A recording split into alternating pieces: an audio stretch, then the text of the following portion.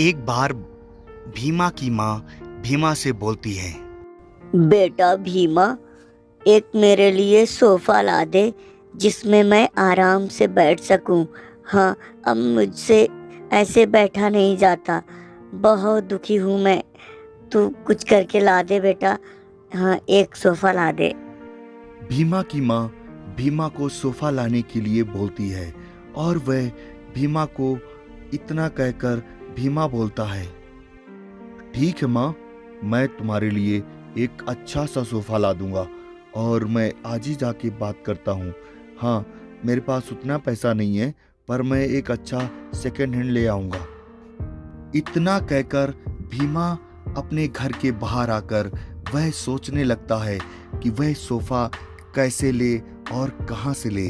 इतना उसके पास पैसा नहीं है कि वह नया सोफा खरीद सके, पर वह सोचकर उधर से वह बाजार की तरफ चल देता है और वह एक जगह पता करने के बाद उसे पता चलता है कि किसी के घर पर एक सोफा बिकाऊ है जो उसके काम आ सकता है। वह देर न करते हुए उसी के घर पर पहुंच जाता है जहां पर वह सोफा रखा था। वह मालिक उस सोफे को देखकर खुश होकर बोलता है, अरे भाई, तुम सही जगह आए हो। ये सोफा मेरा बिकाऊ है, इसे ले जाओ। मैं नया सोफा लूंगा और इसे तुम आराम से ले जाओ। हाँ, जो पैसा बने वो दे देना। हाँ, अगर ना ही बने तो भी कोई बात नहीं, पर तुम इसे ले जाओ। ठीक है भाई, ठीक है भाई, मैं फ्री में तो नहीं लूँगा, पर आपके इसके पैसे ज़रूर चुकाऊंगा और मैं इसे अपनी माँ के लिए ले रहा हूँ। हाँ, नया खरीदने की मेरी औकात नहीं है, पर मैं इसे सेकेंड हैंड ले लूँगा और आपको पैसे ज़रूर इसके दूंगा। वह सोफा बेचने के बाद अपनी बीवी को बताता है कि उसने सोफा एक आदमी को बेच दिया है, जो वह सोफा उसको हमेशा रात में तंग करता था और वह सोफा बेचकर बहुत खुश था। फिर उसकी बीवी बोलती है, अगर वह सोफा वापस करने आ गया तो फिर कैसे होगा? हाँ, ये तो फिर वह मुझे तंग करेगा, इसलिए उसे वापस सब इस घर में नहीं लाना। मैं बहुत परेशान हूँ। अरे वाह बेटा, तुमने तो बहुत ही अच्छा सोफा लेके आए हो। मम, मैं आराम से इस पे बैठूंगी। हाँ, मुझे अब कोई तकलीफ नहीं होगी। तुम बहुत ही अच्छा काम किए हो बेटा। हाँ, ये मेरे लिए बहुत ही अच्छा है। भीमा की माँ बहुत खुश हो जाती है। उस सोफे को देखकर वह बार बार भीमा को बहुत आशीर्वाद देती है कि उसके लिए वह इतना अच्छा काम किया और एक अच्छा सा सोफा लेके आया। पर भीमा बोलता है, नहीं माँ, मैं तुम्हारे लिए इतना भी अच्छा नहीं ला पाया क्योंकि मेरे पास उतना पैसा नहीं था और ये तो मैं किसी का सेकंड हैंड लेकर आया हूँ। हाँ, इसी से अब काम चलाओ माँ। उसी रात वह एकदम चांदनी रात हो जाती है और वह रात को उस सोफे से एक भयानक चुड़ैल निकलती है और वह चुड़ैल बोलती है, मुझे ये लाने वाला कौन है जो मुझे इस सोफे के साथ ले आया? मैं इसी सोफे में तो रहती हूँ और इतना गंदे घर पर लाकर मुझे रख दिया। अब मैं उसे नहीं छोड़ूंगी।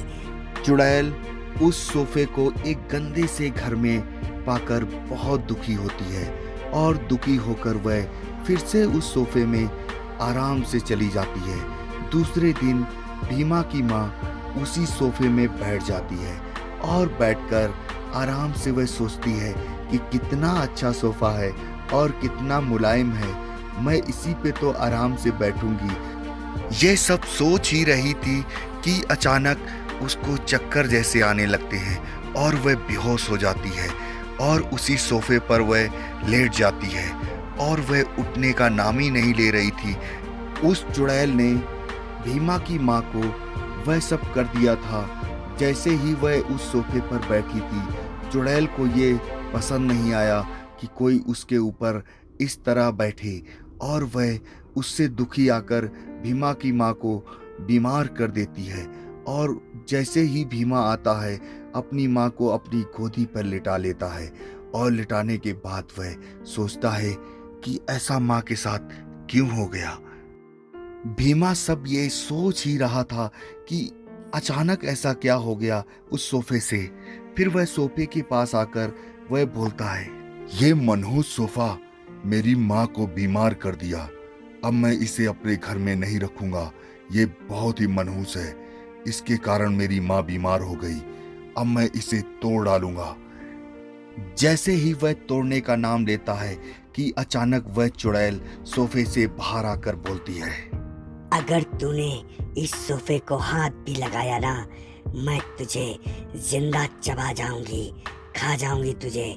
तूने मुझे यहाँ लाकर सबसे बड़ी गलती कर दी। अरे मैंने क्या गलती कर दी? तुम इस सोफे में रहती हो, मुझे नहीं पता था। नहीं तो मैं तुम्हें कभी नहीं लाता। उस आदमी ने मुझे लगता है ठग लिया है। भीमा उस आदमी के पास आ जाता है जिससे वह सोफा लिया था। वह आदमी को बोलता है कि तुम्हारा सोफा में चुड़ैल है। तो आदमी वह बोलता है, अरे भाई, अगर चुड़ैल है तो तुमने पहले क्यों नहीं देखा? हमें थोड़ी पता था कि उसके अंदर चुड़ैल है। कोई चुड़ैल वुड़ैल नहीं है, सब अफवाहें हैं, ऐसा कुछ भी नहीं होता। मैं सही बोल रहा हूँ मेरे भाई, उसके अंदर चुड़ैल है। वो मुझे कल आकर धमकी भी दिया है। हाँ, उस सोफे से निकली थी। तुम उस सोफे को ले जाओ और मुझे मेरे पैसे दे दो। मैं नहीं लूंगा तुम्हारा सोफा। हाँ, मैं अब नहीं ले सकता तुम्हारा सोफा। वह आदमी सोफा लेने से मना कर देता है। तो भीमा अपने घर के बगल के लोगों को सारी बातें बताता है और वह सारी बातें बताकर उनसे बोलता है, अरे भैया यार, बचा लो हमें, नहीं वह चुड़ैल हम सबको मार डालेगी। ठीक है भीमा, वह कहाँ है सोफा? हमें बताओ, हम चलते हैं और उस सोफे को बाहर लाकर उस सोफे को जला देते हैं, खत्म कर देते हैं। ना रहेगा सोफा, ना रहेगी चुड़ैल। भीमा के पड़ोसी भीमा के साथ उस सोफे को एक मैदान में लाकर रख देते हैं और वह उसका पड़ोसी बोलता है, अरे भाई भीमा, जल्दी कर, इसको आग लगा दे। हाँ, ये जल जाएगा और वह चुड़ैल भी खत्म हो जाएगी। रुक जाओ, अगर किसी ने इसको आग लगाया तो मैं एक एक को मार डालूंगी। हाँ, किसी को नहीं छोड़ूंगी, मैं सबको खत्म कर दूंगी।